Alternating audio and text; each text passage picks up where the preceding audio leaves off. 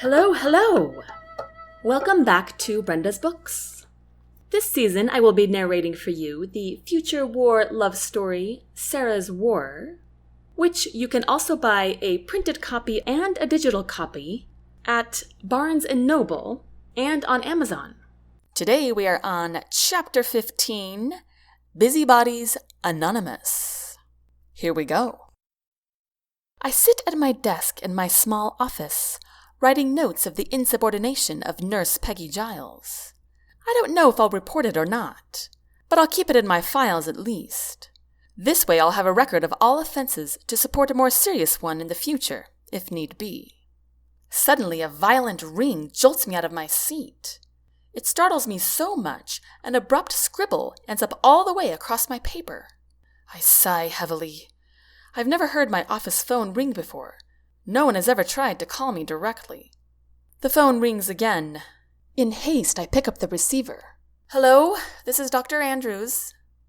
Oh, yes, Doctor. Let me put you through to Colonel Hoskins. Before I can respond, Colonel Haskins' deep voice is speaking in my ear. Dr. Andrews, how are things going at Relief? I hesitate as I think about spilling my first encounter with Nurse Giles, but I resign to, just fine, sir. Good. Is everything all right? Has something happened? No, he replies, all is well.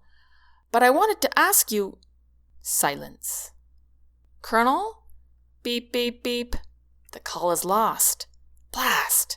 Why did the Colonel call me? Is somebody hurt and he needs to know what to do? But he said all is well. Ring, ring! I jump in my seat again. Criminy! There has to be a different ringer option on this thing, I mutter to myself as I pick up the receiver again.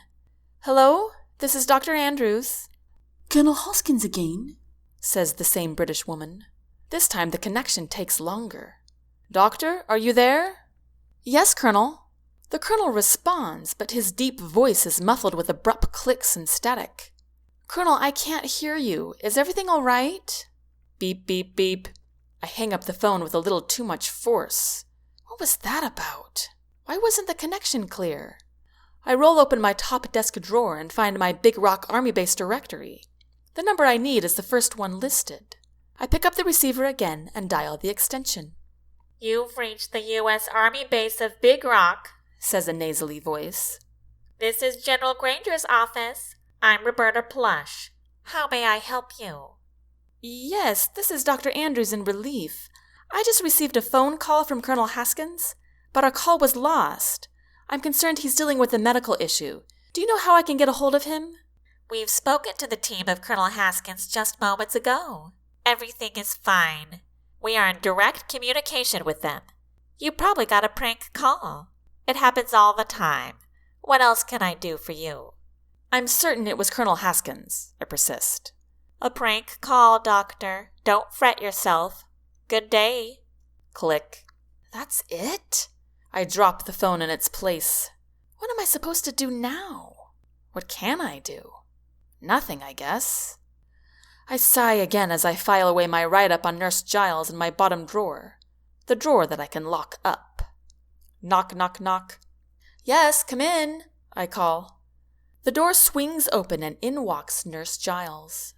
Dr. Andrews, will you allow me to apologize? She says in a rush. I resist the urge to glare at her as I pick up my pen and drop it in a cup at the top of my desk. I interlock my fingers and place them in front of me as I look up at her. Okay, is all I say. I'm terribly sorry, she spills. I wasn't thinking at all. I'm deeply ashamed and awfully embarrassed. I promise it won't happen again. I scrutinize her face for a moment. She looks completely sincere as she continues. I'm not used to the army or its rules, but I promise I will respect you. It shouldn't be too hard since everyone else here seems to. I sigh as I lean back in my chair, thinking about all the times people have assumed I was younger, and consequently, at least in their logic, less capable, less knowledgeable, less dependable, less than everything I know I am. Did you write me up? She asks, interrupting my thoughts. She says this with confidence, but I still sense some nervousness. Yes, but I won't report it unless we have trouble in the future. And I don't anticipate that happening, I say with a small smile. Nurse Giles bites her lip, focusing her gaze on my cup of pens, looking unhappy. You have to understand how hard it is to have a superior a good 20 years younger than me, she says in a low voice. I frown. Don't think of me that way, I suggest. Just think of me as the president of the local medical committee or something. Nurse Giles smiles weakly. That might work, she says. I smile back. Did Nurse Jones show you relief? I thought it would have taken longer than this. No, Peggy says. Instead, she gave me a rundown of Army idiosyncrasies. She plans on giving me a tour, but I told her I wanted to speak with you first. Well, in that case, I say, standing up, you and I can go together. I lead Peggy around relief, showing her where the supplies are, the medications, and the files. I show her the emergency room and the surgical rooms, and teach her how to work the call radios. Both of us do our best to be as pleasant as possible, which means that Peggy talked incessantly, and I listened. It will be so nice to be a nurse again. I haven't been one for 20 years, you know. Is that right? Indeed. I was drafted to be strictly a nurse at a base only. Big Rock is my first one. Really, I say. This is the first base for me, too. Oh, Peggy says in surprise. I heard you joined the Army over a year ago. That's true, but I was in country until about a month ago, I explain. Abruptly, she stops in her tracks and turns to face me. She stares at me a moment. How did you survive that? She asks, her voice soft. I wasn't in the fight, I tell her. Peggy shakes her head. No, I mean, how did you survive seeing it? I blink hard as a flash of horrifying images crash through my mind. I shake my head. I don't know. You must be very brave, she says, her tone sincere. I recall how I lie awake every night, terrified, but I say nothing. Peggy nods slowly, gazing right into my eyes. You are. We walk through hallways in silence until we reach the circulation desk. Nurse Jones is fiddling on her keyboard, pretending to be busy. Well, now you have seen relief, I say to Peggy. Will you help me clean up for closing time? The two nurses swap winks and grins. Put me to work, Peggy says. Ignoring their little exchange, I lead Peggy into the narrow hallway and enter the first clinic room.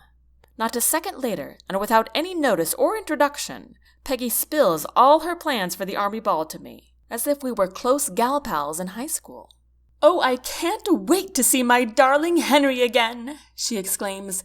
He is so fine. I raise my eyebrows, surprised at her expression. She bats a hand at me. Oh, I picked up that phrase from my daughters. I chuckle. I see. Who is Henry?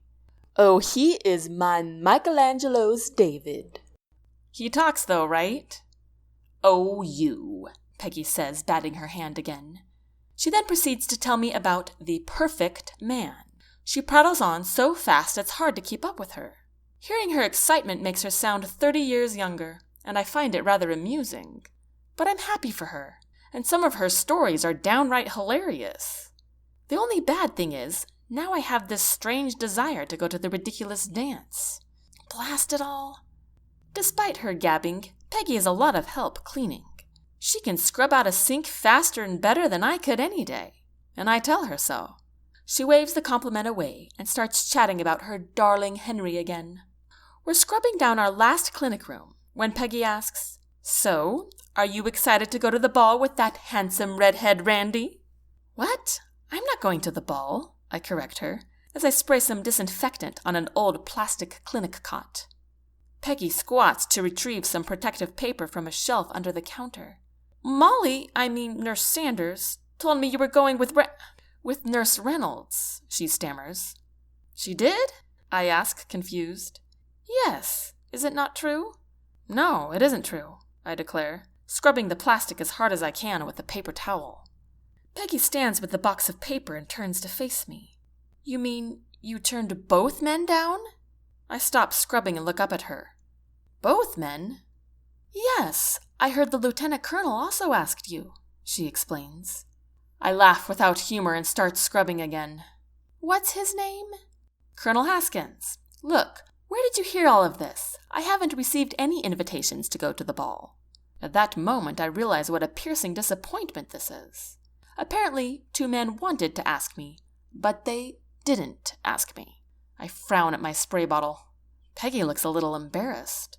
Huh, she says, laying a clean sheet carefully over the bed. Well, I guess Molly is jealous for no reason then. She thought you were going to the ball with Randy. What? I walk just outside the room and haul in a cart full of supplies. That's funny, I mutter. Maybe that's why Nurse Sanders has been so... I trail off. I don't want to talk badly about a nurse in front of another one. Peggy smiles and gives me a knowing look. I think you're right, she agrees. She grabs a new jug of soap from the cart and starts filling the empty dispenser by the sink. You know their history, right? Whose history? Molly and Randy, of course, she says.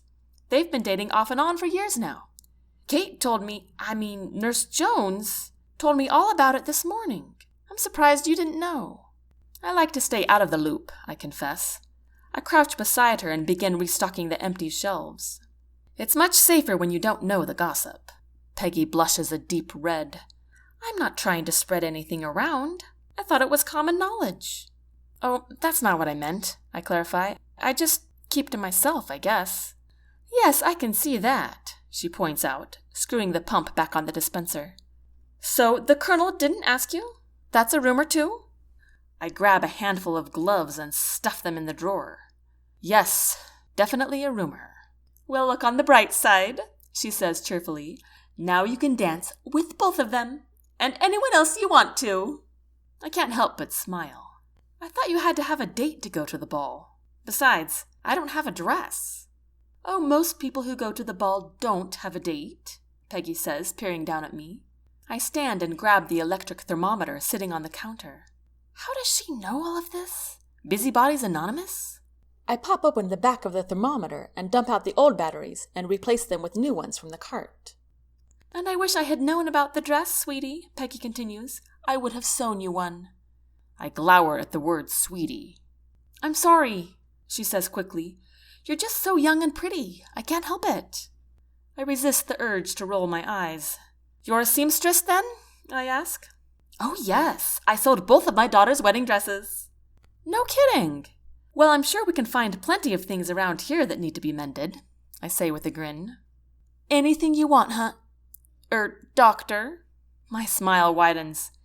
At least I can give her points for trying. You've been a lot of help, I tell her. I really appreciate it. You're most welcome, Peggy says. Are we finished then? Yes. Yes, you're free to go. Peggy grins like a little girl and rubs her hands together. I can't wait to see him, she squeals as she rushes out the door. I stare at the empty doorway, confused for a moment. And then it dawns on me. The Army Ball is tonight. And that concludes Chapter 15. I hope you enjoyed it, and I hope you come back to hear all about the ball next week. We'll be on Chapter 16, which is called The Ball. If you want to find out more about Brenda's books, you can visit brendasbooks.net. Until next time, take care.